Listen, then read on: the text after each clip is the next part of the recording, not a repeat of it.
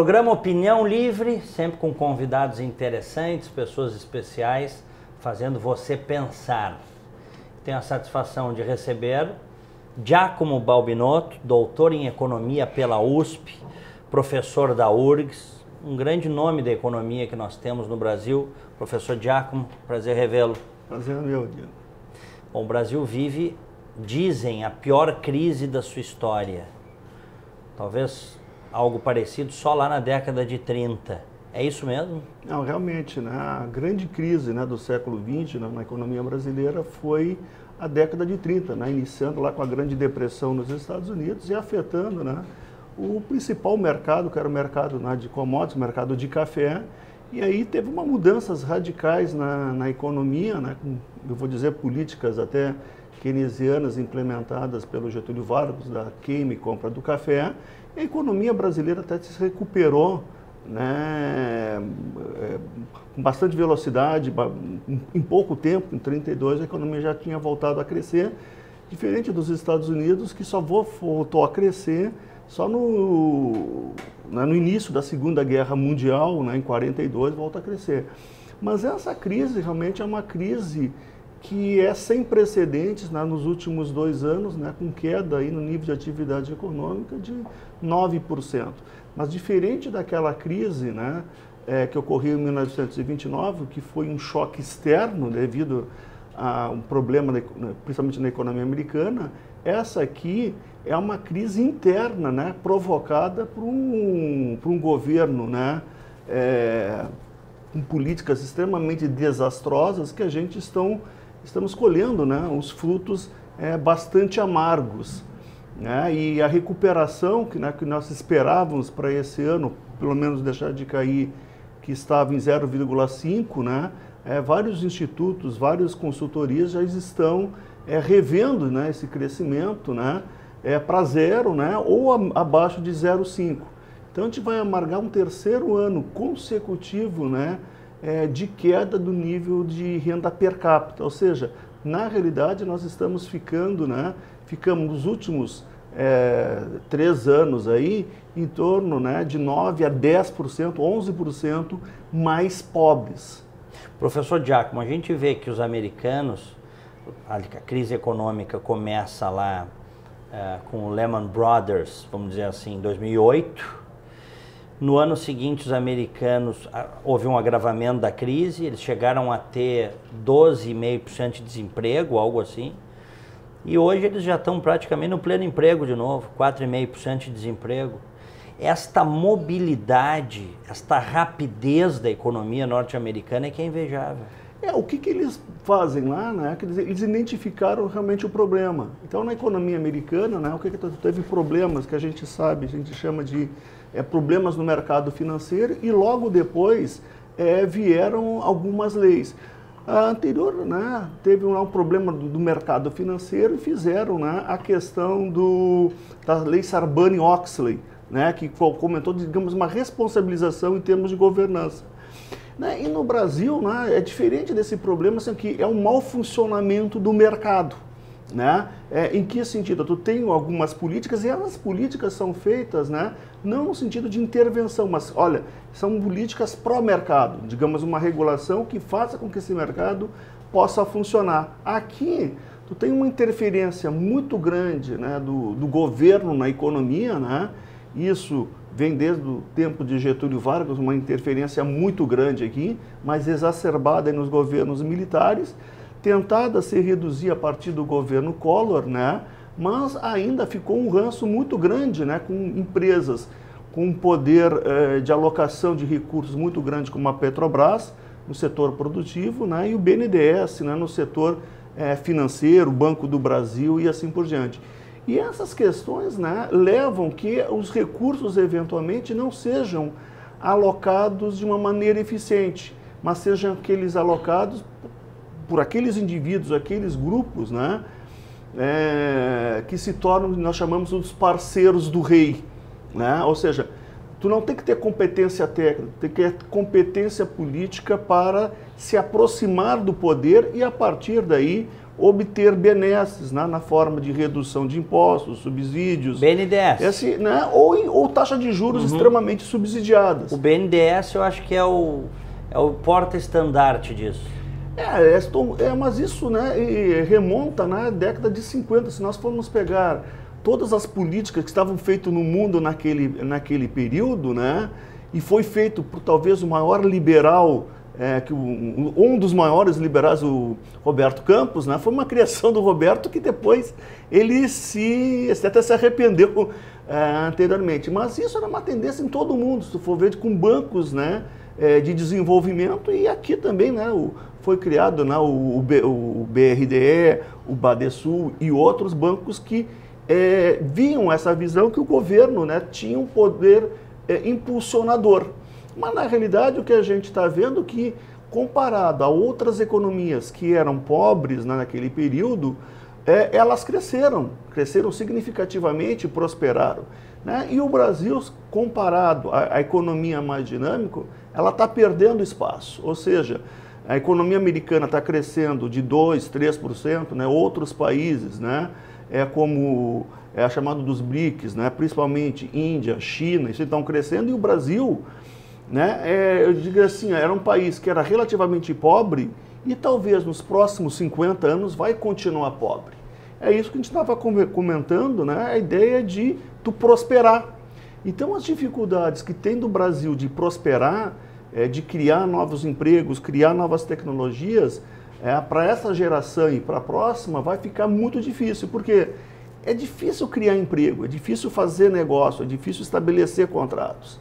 E toda essa rede de reformas que estão sendo produzidas, que são necessárias, a economia brasileira ainda discute isso. Embora as evidências empíricas que a gente tem hoje a nível mundial, né, devido à facilidade de dados, comparação, então, quando faz essas reformas, a economia cresce, a economia prospera, a distribuição de renda vai aumentar, vai melhorar, desculpem. Então, o Brasil realmente está patinando. É aquele país que era pobre, né, relativamente pobre, e vai continuar pobre se nós não fizermos uma revolução institucional, né, ou que até o Mário Covas chamava assim, que nós precisamos de um choque de capitalismo. O Covas disse isso. Isso, né? Na eleição de 89. Isso até começou, na realidade, se nós pensarmos, não no ponto de vista do Collor, né, mas foi um cara que mudou o paradigma. Né? Eu me lembro, quando eu era estudante, eu falar de isso em 1981, né? Tu falar de privatização de Petrobras, privatizações, né, das empresas, você era quase apedrejado, né? Você não tinha espaço para discutir isso daí. A partir de 1990, né, mostrou, né, simplesmente com a introdução da telefonia móvel celular, a abertura do mercado de automóveis, né, que eles chamavam de carroça, e eram carroças na realidade, né? Mas assim, foi uma agenda que, infelizmente, né, ela não encontrou uma sustentação, né, no quadro político brasileiro que permitisse aprofundar. Foi feito alguma coisa no governo Fernando Henrique, né? Primeira coisa, estabilizando a inflação, né, colocando uma certa ordem na casa e fazendo, né, o próprio BNDES, nesse caso, atuou no sentido como um agente de privatização, passava pelo BNDES. Né? Foi bem utilizado no sentido de permitir essa série de privatizações que eram feitas, ou viabilizando, ou coordenando. Né? Tenho dúvidas, viu, professor? Mas enfim... Nós financiamos. Que tinha que privatizar, não resta dúvida. Mas eu coloco uma questão para o senhor, vê aí. Não seria muito melhor ter aberto o mercado das telecomunicações ao invés de usar dinheiro do BNDES para financiar oligopólios? Exatamente, mas isso, Diego, assim, é dentro do quadro institucional que tu tinha. Como é que foi feito em diversos países, né? E o exemplo, claro, assim, que é a Inglaterra. Tu tinha um forte sistema de governança corporativa que protegia o acionista minoritário. Então as informações eram claras, divulgadas. No Brasil, o sistema de governança estava começando a se formar, ele começou a ser a lei lá por volta de 2000, e tu não tinha a proteção do acionista minoritário. Então o que aconteceu? Essa privatização, em ser feita pela população em geral, ela foi feita através de determinados grupos. Que grupos foram esses, basicamente? Os fundos de pensão que tinha o governo. Mas assim, esse foi um jeito brasileiro, dado o nosso quadro institucional, as limitações, né, que a gente pode fazer, o máximo que a gente pode fazer, dadas as limitações. E em termos de política econômica, eram as limitações institucionais que nós tínhamos. Então, a forma que foi feita no Brasil, né, ela é diferente do que foi feita na Inglaterra. Por quê? Porque o sistema de governança era muito mais abrangente, né? E hoje a gente vê, por exemplo, né, que mesmo empresas grandes, General Motors, Microsoft e outras assim, o maior acionista talvez tenha 3, 4, 10%, né? Diferente no caso do Brasil, que tu tem uma participação significativa hoje ou de bancos, ou de grandes famílias, ou de grandes grupos, né, que dominam, né, essas empresas. Então, tu tem esse grupo que pode se apropriar desses benefícios, mas o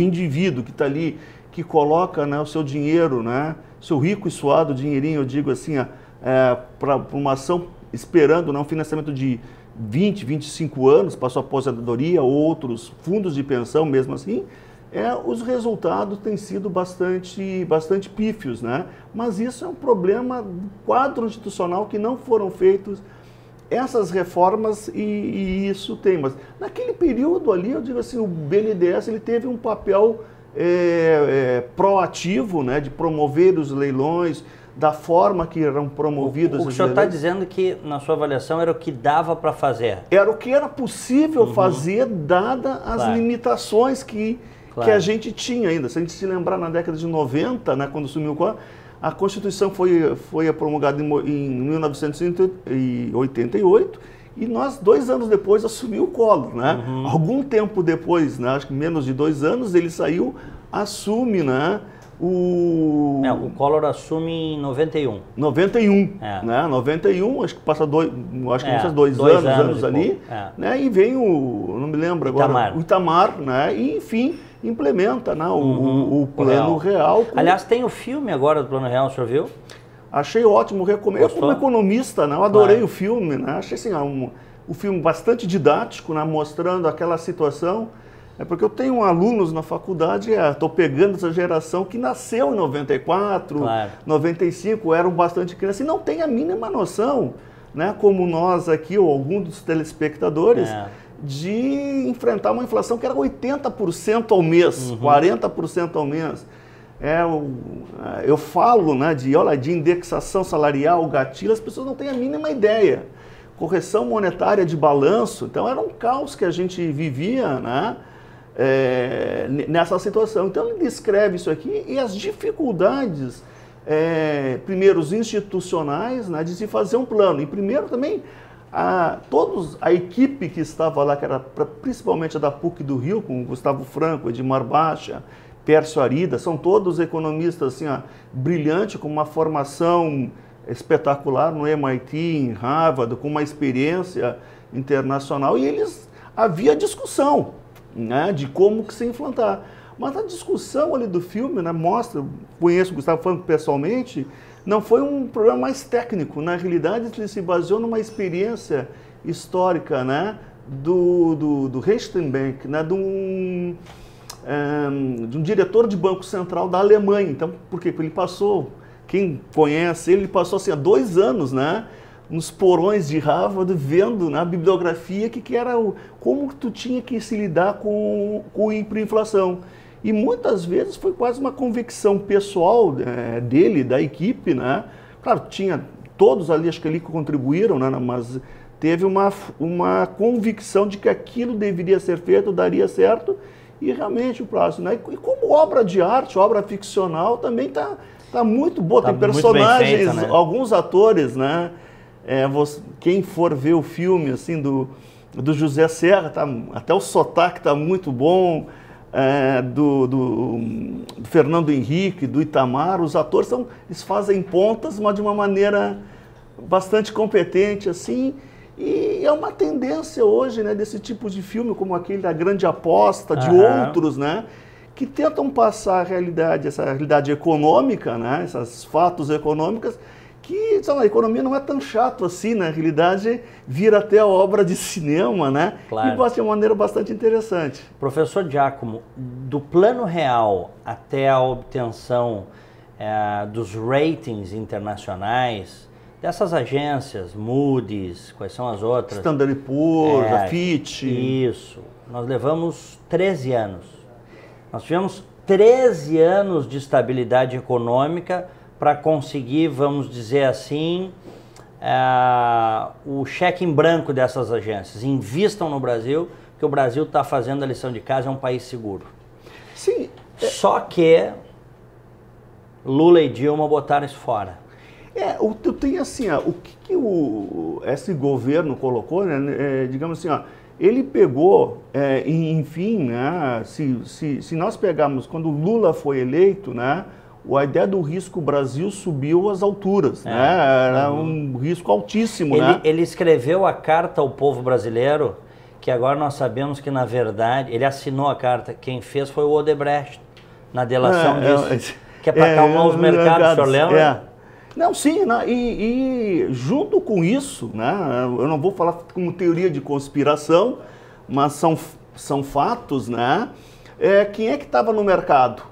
Né? Quem é que ele chamou para o presidente do Banco Central, ou Ministério da Fazenda, acho que o Banco Central, o Henrique Meirelles, né?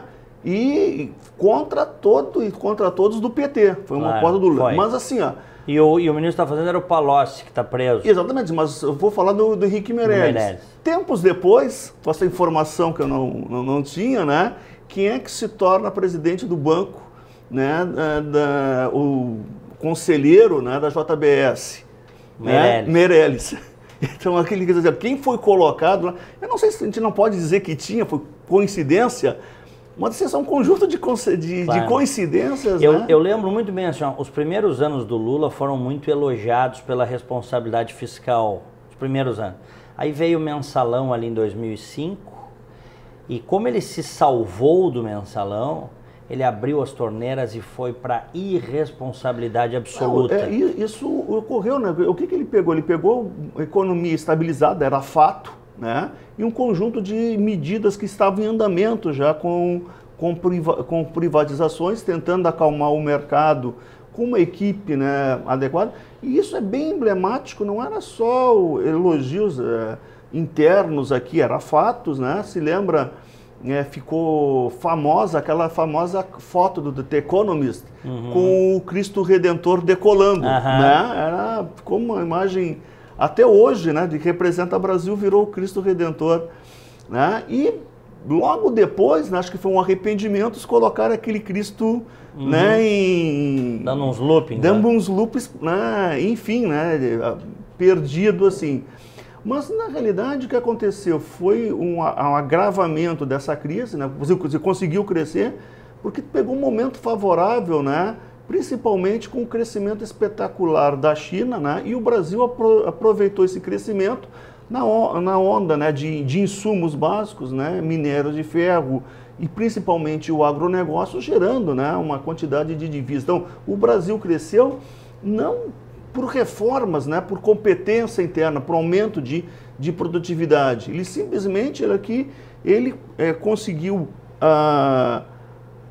colocar os seus recursos, né, no mercado, né, que estava crescendo e demandava, né, de uma maneira até furiosa, uma quantidade imensa de recursos, né, que o Brasil tinha, que era alimentos, né, e o Brasil é competente nessa área, e também minério de ferro. Proteína, grãos e minério. Alguns, né, colegas meus disseram que no Brasil realmente não exporta gado, não exporta soja, ele exporta água na forma de soja, porque tem uma escassez muito grande.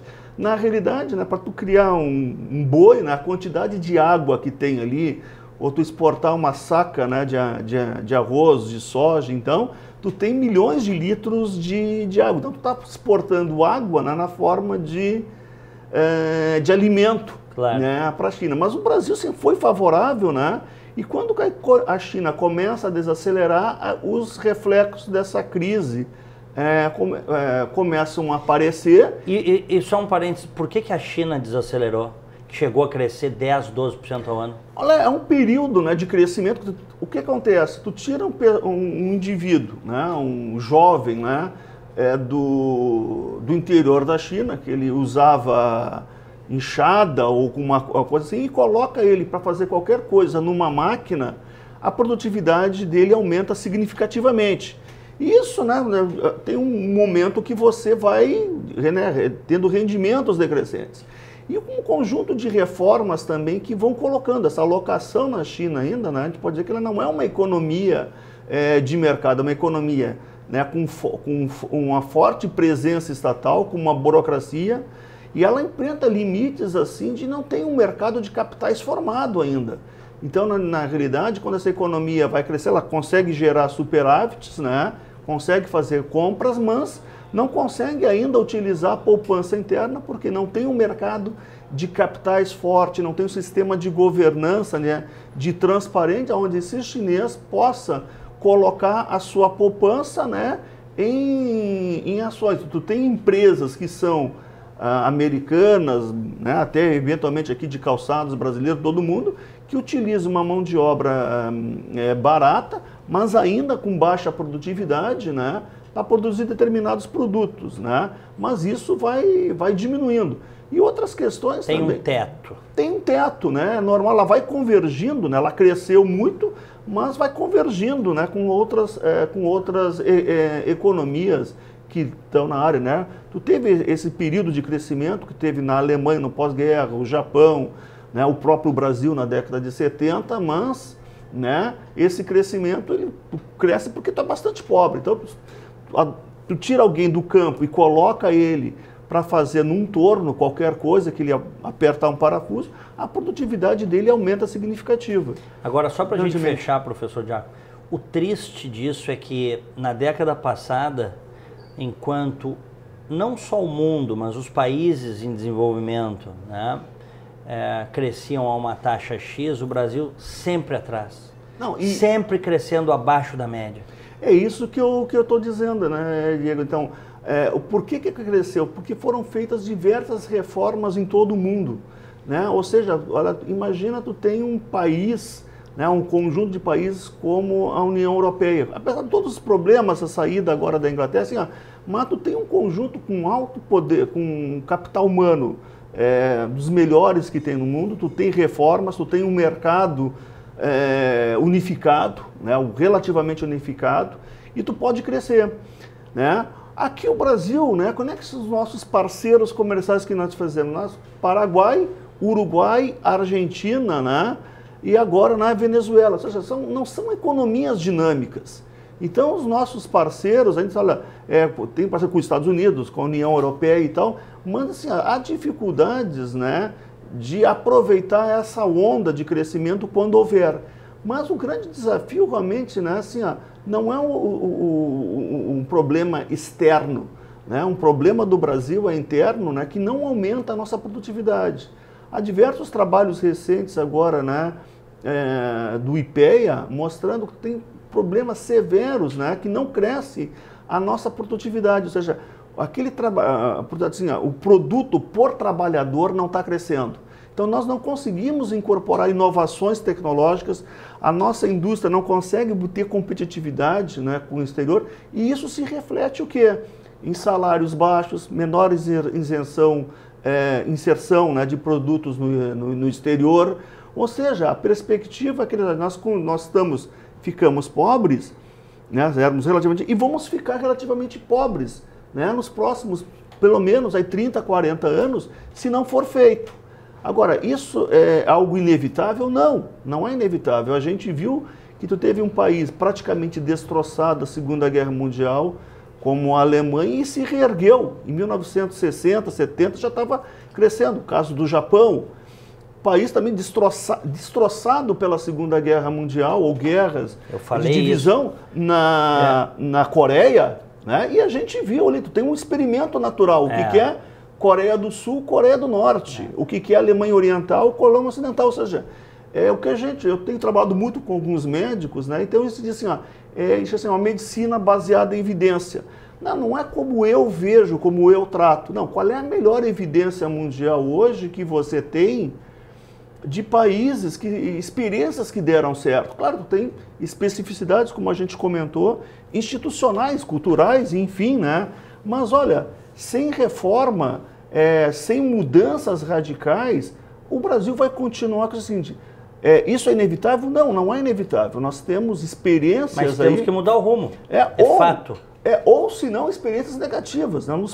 Dois países na América Latina eram dos mais ricos do mundo no século passado, Argentina e Venezuela, né? Por razões, né, de recursos naturais, ou seja, tem um clima maravilhoso para criar gado, o outro está sentado embaixo de petróleo, né? Mas o que aconteceu com esses países? Né, com políticas equivocadas que vieram lá do governo Perón e outros, e a nossa aqui, governo Chaves e Maduro, então levaram essas economias a um determinado desastre. Né? O que a gente está vendo, né, esse êxodo agora da Venezuela entrando, né, no Brasil por Roraima, a população... Então, assim, não é inevitável. A situação pode melhorar? Pode. Mas também pode piorar? Sim. As duas situações... Então, e isso vai depender de nós de mudarmos essa situação, né? Mostrarmos, né, qual é que são as alternativas e qual é que são os caminhos. Professor Giacomo Balbinotto, obrigado pela entrevista. Obrigado, Diego. Sempre um obrigado prazer. Aí aos ouvintes também. Valeu. Opinião Livre.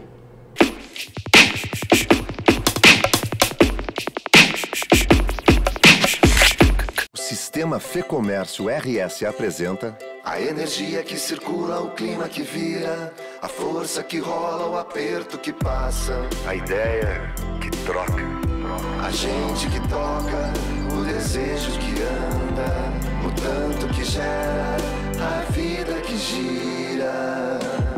Sistema Fê-Comércio RS. Com você, a gente faz a economia girar.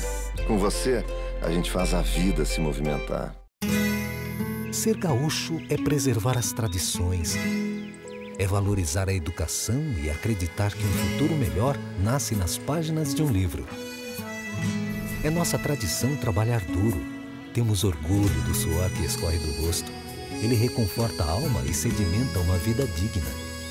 É nossa tradição valorizar o passado para desenvolver o futuro. CMPC Celulose Rio Grandense. Desenvolvimento é a nossa tradição. A vida é assim. Chove, faz frio, acaba a luz. A vida é assim. Chove, faz frio e quando você menos espera, acaba a luz. A vida é muito melhor quando você está bem acompanhado. E é isso que inspira a Unimed a estar sempre do seu lado, cuidando de tudo para que cada um dos seus planos comece a ser realizado hoje mesmo. Cuidar de você. Esse é o plano. Unimed.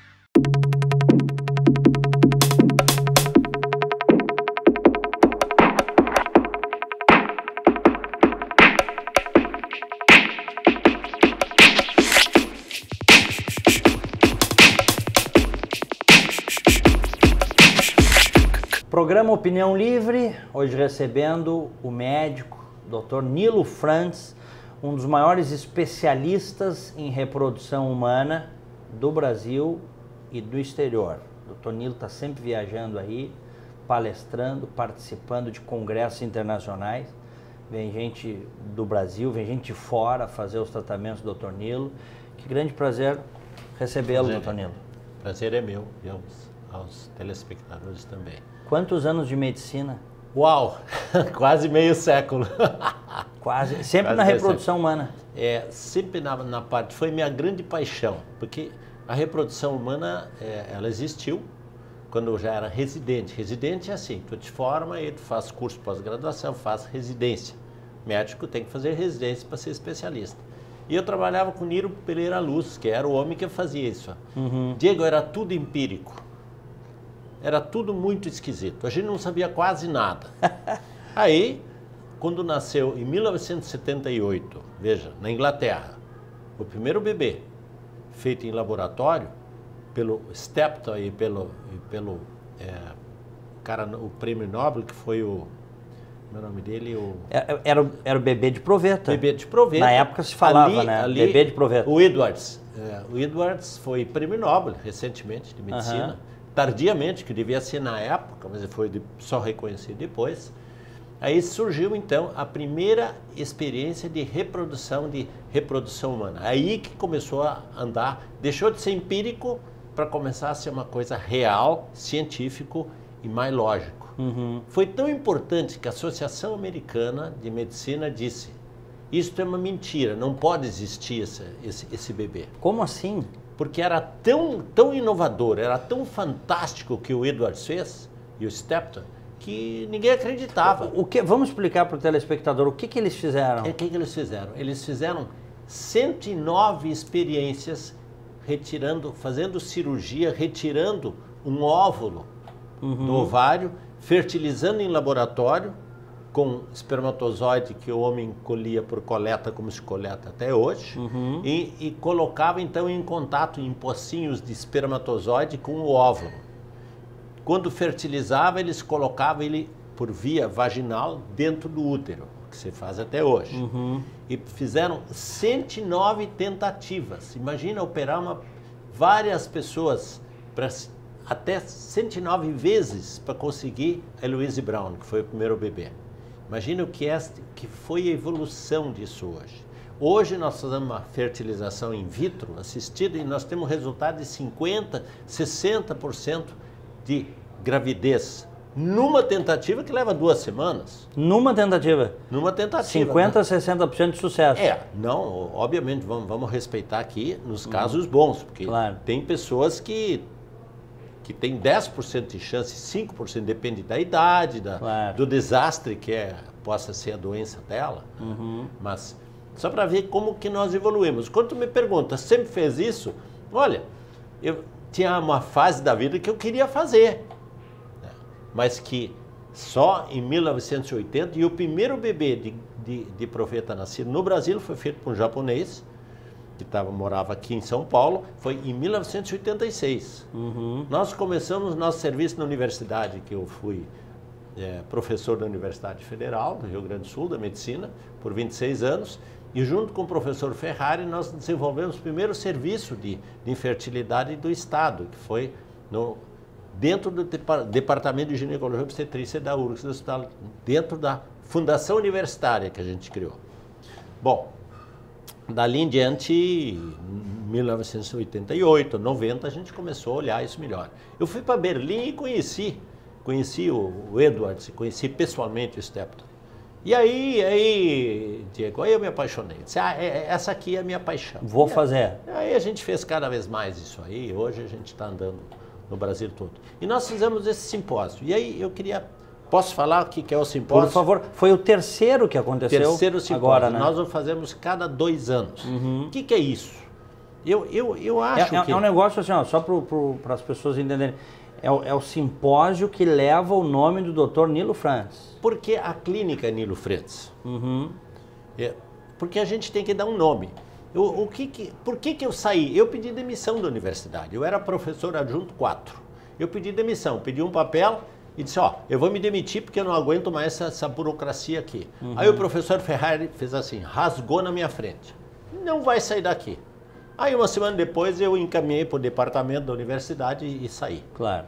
Bom, por que isso? Porque a gente não consegue fazer o que eu precisava fazer dentro dos sistemas universitários. Não consegue por quê? Você não consegue porque a burocracia é a mesma coisa que vocês falaram aqui há pouco, sobre a economia. As coisas não funcionam, a burocracia é muito grande, está cheio de viés, está cheio de dor de cotovelo. Até me diz o seguinte, o cara dentro da universidade, quando alguém faz uma coisa, o outro chega, pega e puxa para baixo, porque não dá para fazer.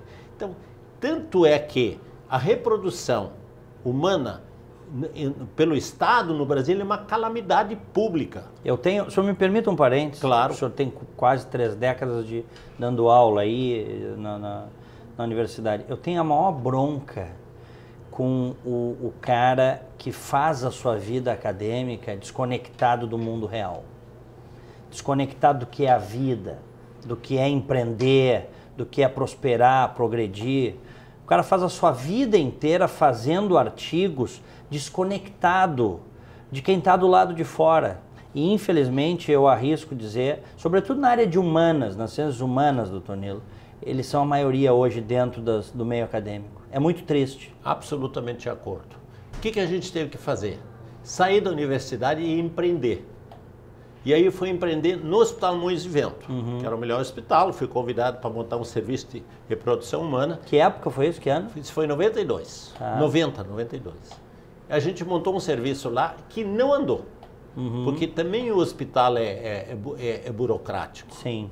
Aí a gente saiu, e aí quando eu saí eu botei o Centro de Reprodução Humana Nilo Frantz. Aí eu estava livre. E aí eu pensei o seguinte, bom, as sociedades vão me ajudar. Mentira. As sociedades médicas, infelizmente, também não têm uma visão empreendedora. Por razões que eu não sei, Isso mas isso é uma coisa muito brasileira, né? Muito. Isso é cultural, né? É mais ou menos uma medicina de compadre, sabe? Eu te convido, você me convida. São grupos fechados que dominam as sociedades, nem todas, tem as muito boas, claro. Mas o gaúcho é o pior de todos. As portas, para mim, foram fechadas dentro da sociedade. Não vou me aprofundar nisso, porque isso não leva a nada. Mas eu posso te dizer que empreender aqui, como é que eu achei a maneira de empreender? Bom, nós vamos começar a trazer as melhores pessoas do planeta para cá. E como eu sou uma pessoa que eu tenho uma certa facilidade de relacionamento, falo um pouco de inglês, falo um pouco de alemão, eu consegui trazer aqui, eu vou botar assim, há 6 anos, o primeiro a gente montou Simpósio de Reprodução Humana Nilo Frantz, sempre no Sheraton. A gente trouxe o Donnet. Donnet foi o cara que teve o primeiro bebê resultado de transplante de ovário. Quer dizer, o cara pegou um ovário e transplantou de uma mulher que estava com câncer. Antes de fazer quimioterapia, ele tirou um ovário, um pedaço do ovário, porque se faz quimioterapia, você vai torrar esse ovário e essa mulher vai ficar estéril. Pegou esse ovário, congelou esse ovário, depois ela se curou do câncer, ele pegou e transplantou esse ovário e teve o primeiro bebê que nasceu dessa técnica. Esse foi o Donnet. Nós trouxemos ele aqui, ele fez várias palestras e trouxe outros convidados europeus e americanos. Que coisa fantástica isso. Bom, 2 anos depois nós trouxemos a maior autoridade dentro da endometriose do planeta. É um francês chamado Chaperon, Charles Chaperon. Consegui trazer o Chaperon. Quando eu assisti o Chaperon numa conferência nos Estados Unidos, numa plateia de 12 mil pessoas, e ele deu um show de que é endometriose, o que é medicina, eu disse, nossa, se eu pudesse levar o Chaperon para Porto Alegre. Pois olha, eu fui lá falar com ele, me apresentei e disse que eu estava de joelhos para ele. E que o Brasil precisaria ouvi-lo. Ele disse, então me convida. Pois é, há 2 anos ele veio. Que maravilha. Então, agora, quem nós trouxemos agora? Além de outros, nós trouxemos mais professores neste simpósio do que a Sociedade Brasileira de Reprodução Humana trouxe do exterior. São 2 dias, doutor Nilo? 2 dias. Depois eu explico. Tá. Um dia básico, teve 2 dias sim. Tá. Aí veio nada mais do que os 2 primeiros prêmios. Olha aqui, existem 2 sociedades mundiais de reprodução humana, a Sociedade Americana e a Sociedade Europeia. Nós trouxemos, no ano passado, em Salt Lake City, nós tivemos 2 prêmios. O prêmio de pesquisa pura, feito em animais, feito pelo Dr. David Keefe, da Universidade de Nova York. Ganharam o prêmio, o grupo dele. Eu trouxe ele para esse simpósio. Aí eu trouxe o primeiro prêmio, que é sobre pesquisa clínica e que mostrou detalhes sobre a reprodução humana, se chama Carlos Simon, que é professor da Universidade de Valência e professor da Universidade da Califórnia, da Berkeley. Trouxe esse cara para cá para fazer conferência. E trouxemos mais 3 professores dessa ordem, que eu não vou nomear todos aqui. Então nós tivemos um produto, uma concentração científica maravilhosa. E eu, como uma simples clínica privada, trabalhando muito bem. Nós hoje temos os melhores, possivelmente, estamos junto com uma clínica de São Paulo, os melhores do Brasil, no sentido de resultado. A gente não é muito bom, mas em resultado a gente é bom. Né? E trouxemos então para essas pessoas de Porto Alegre, do Rio Grande do Sul, esse simpósio. Então foi um simpósio fantástico, teve 10 conferências, foi aplaudido em pé por muitas pessoas, tinha tradução simultânea. E no dia anterior nós fizemos uma coisa, uma inovação que nós estamos introduzindo faz 6 anos.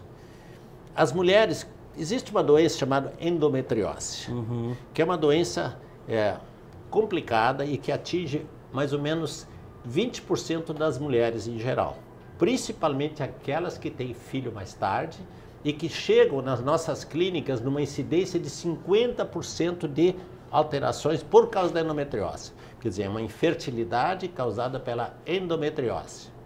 Os grandes professores já vieram aqui, o Donê, o Chapron, e agora nós fizemos um curso, porque como é que se diagnostica essa doença?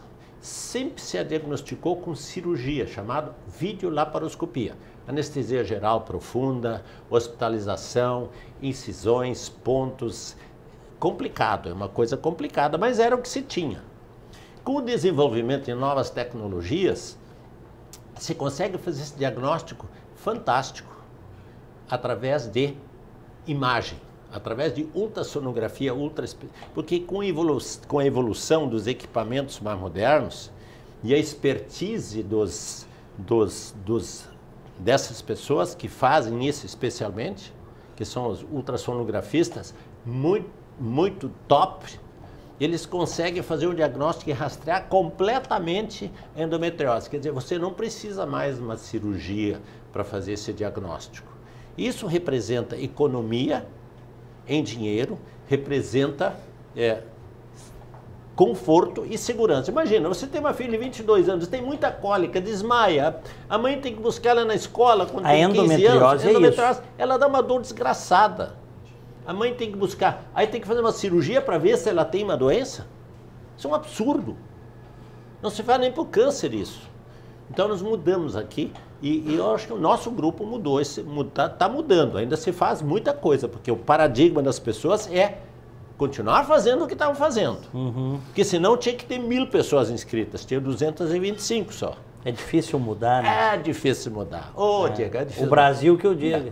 Mas eu tenho que trazer isso. Então, se tu me perguntar o dia que eu não estiver mais, o que o Nilo fez? Ele inovou. Inovou em muitas coisas, é pioneiro em muitas coisas, mas trouxe essa mudança para as nossas filhas, para as nossas mulheres. O seu simpósio teve 220 pessoas? Sim, pagantes. Espetáculo. Claro, pagando R$200, sim, não importa. R$300 para estudante, a gente fez. Olha, de graça é difícil botar 50 pessoas. De graça, em qualquer coisa que se faça. Né? Esse é um trabalho que o senhor fez inestimável. Eu reputo isso como uma vitória, assim, foi em qualidade, em estar aqui contigo, estar falando sobre isso. E esse curso, o curso foi de quinta-feira, todo dia. A única coisa ruim que nós tivemos foi que o São Pedro conspirou. Choveu demais, nós tivemos que atrasar 1 hora os trabalhos. Mas veio aí, tinha 75 pessoas que queriam fazer o curso para endometriose, para aprender a fazer esse diagnóstico. E a gente trouxe isso para E é tranquilo? Uma vez aprendeu, é simples? Não. O Diogo, tem que ser um Diogo, tem que aprender, tem que estudar, tem que investir nisso, não é... As máquinas estão aí. Máquina não é o problema. Não, eu vou dizer uma coisa, não adianta você dar uma Ferrari para um cara que não é um bom motorista, bom driver. Perfeito. E é assim, é difícil, mas hoje em dia não tem coisa, as coisas não são difíceis. Elas exigem muita dedicação, muito esforço. Sabe que eu fui o cara que introduziu ultrassonografia no estado. Ah, é? Eu tenho meu maior orgulho, que é o meu pai falecido, eu dei para ele quando eu, que vim lá dos interiores, ele me viu no Fantástico fazer o primeiro exame do sul do país em ultrassonografia. Beleza. Então eu tenho um orgulho muito grande e a gente pode levar isso adiante, né? A gente pode levar isso para mais, passar isso para os jovens.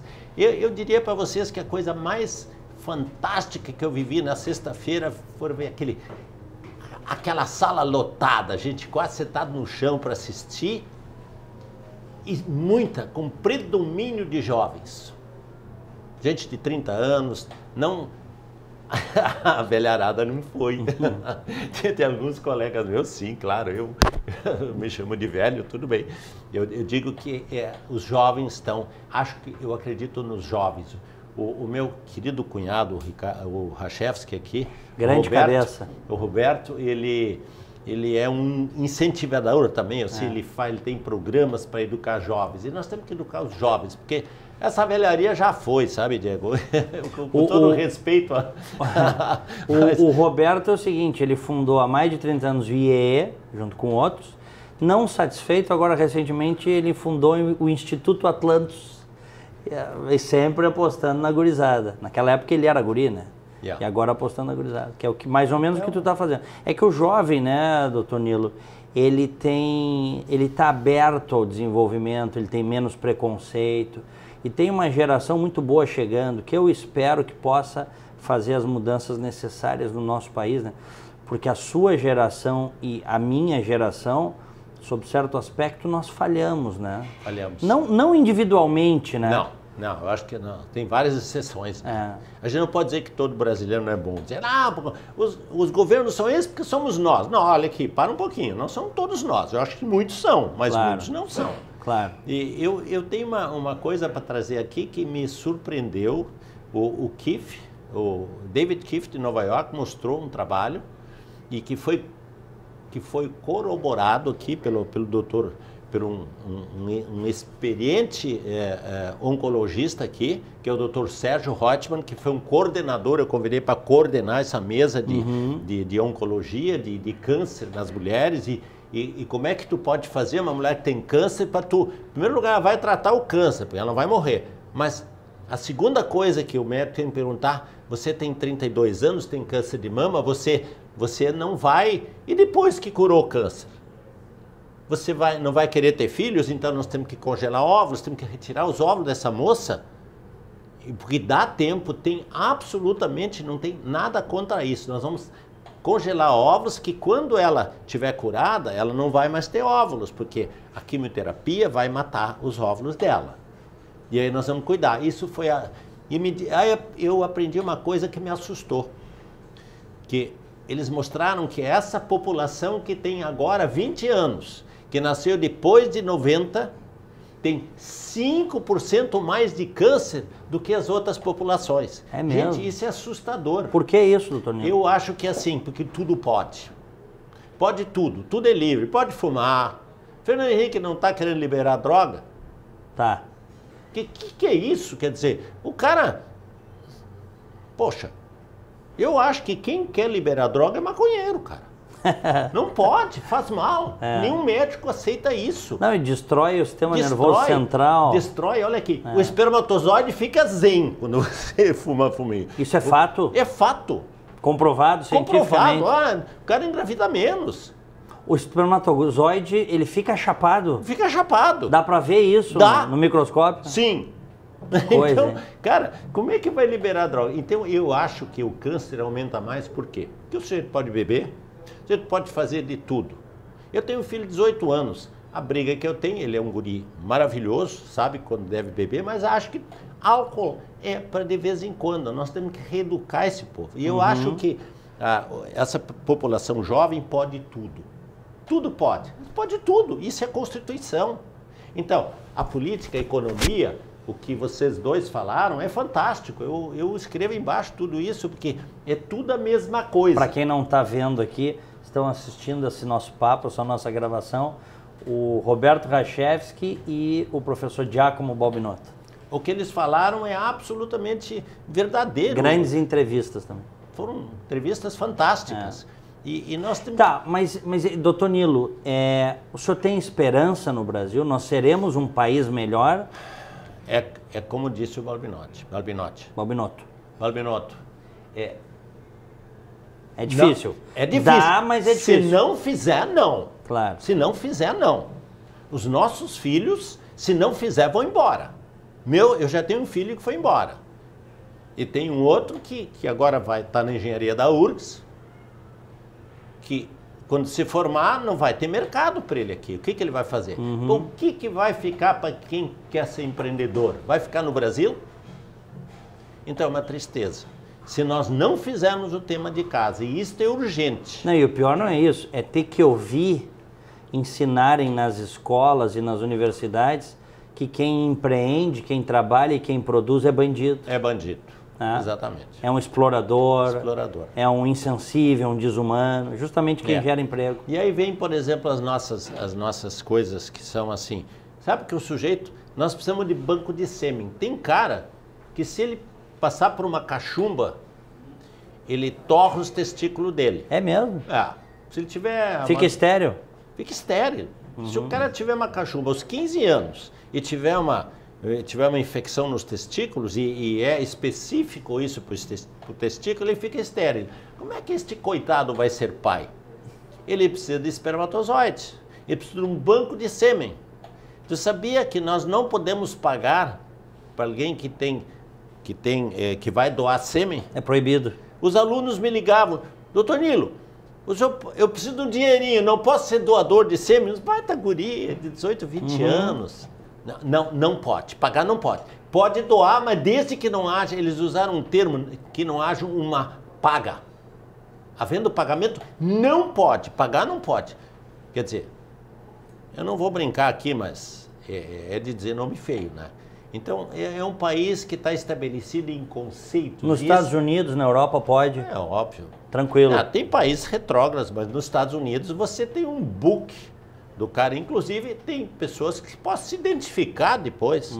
E eu tenho pacientes que querem, por exemplo, a produção nós chamamos de independente. Uma determinada pessoa tem lá 40 e poucos anos, não conseguiu fazer uma união estável e não quer ficar sem ter um filho ou 2 filhos.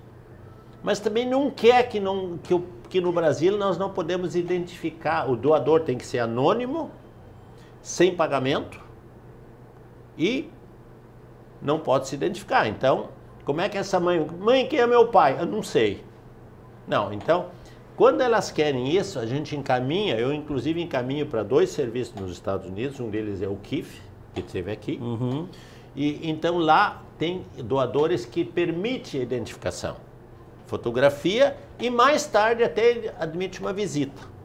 Então, ela vai dizer, olha, você tem um pai, foi assim que ocorreu, a mãe não tinha um companheiro, então usou esse sêmen e você pode conhecer. Nós vamos viajar para os Estados Unidos, você vai ter uma apresentação rápida desse homem. Que coisa bonita, né? Poder fazer isso. Porque o cara não tem outro jeito, a ciência não consegue fabricar espermatozoides ainda. Claro. Ainda. Mas... Já estão fabricando carne. Já estão produzindo carne em laboratório para alimentação humana. Eu sei, até proteína já se criou, até DNA. O problema é que isto aí, um dos caras que mais está trabalhando nisso é o cara que veio aqui, o David Kiff, o Carlos Simon.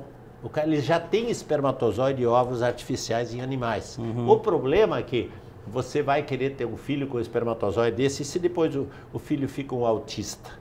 Se depois essa criança vem a morrer, que nem foi a experiência da ovelha Dolly, nasceu velha e morreu em seguida. Então, as experiências em pessoas vão demorar muito, claro, porque é de muita responsabilidade. E há uma questão ética também para fazê-las, né? Tudo bem, mas essa ética tu pode passar por cima, ela vai... Precisa ter todo um arcabouço de entendimento e de inteligência para poder aceitar essas coisas. Mas, por enquanto, é banco de sêmen, como é banco de óvulos. Dr. Nilo Frantz, obrigado pela entrevista, sempre um privilégio. Muito obrigado, desculpe, eu só falei. Foi excelente, excelente. Vamos conversar mais vezes. Vamos sim. Este é o programa Opinião Livre.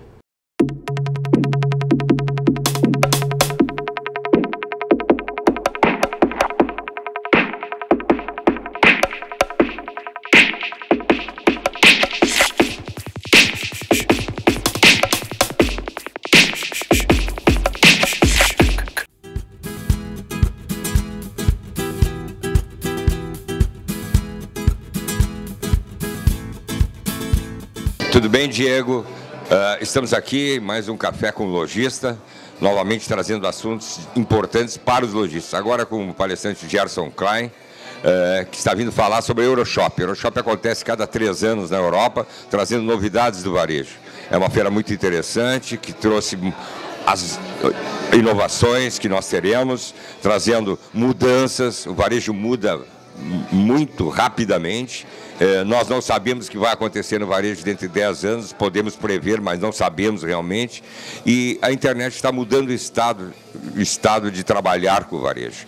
Por isso nós precisamos saber das novidades. O Logista de Porto Alegre tem aqui com o Cindy Lojas sempre essas novidades e hoje nós apresentaremos aqui.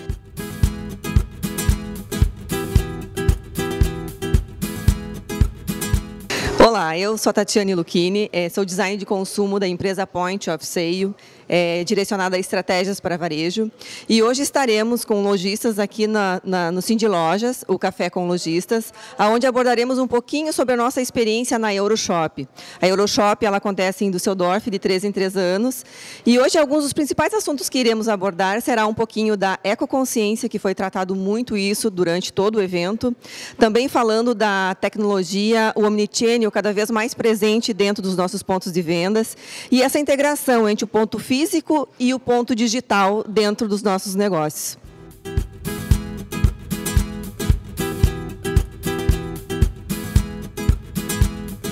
É uma satisfação estar aqui hoje junto com o pessoal da Cindy Lojas, no Café com Lojistas, esse evento tão importante que abrange essas empresas pequenas e grandes do varejo gaúcho. Nós vamos tratar hoje sobre a Euroshop. A Euroshop é um dos maiores eventos para o segmento de varejo que acontece no mundo.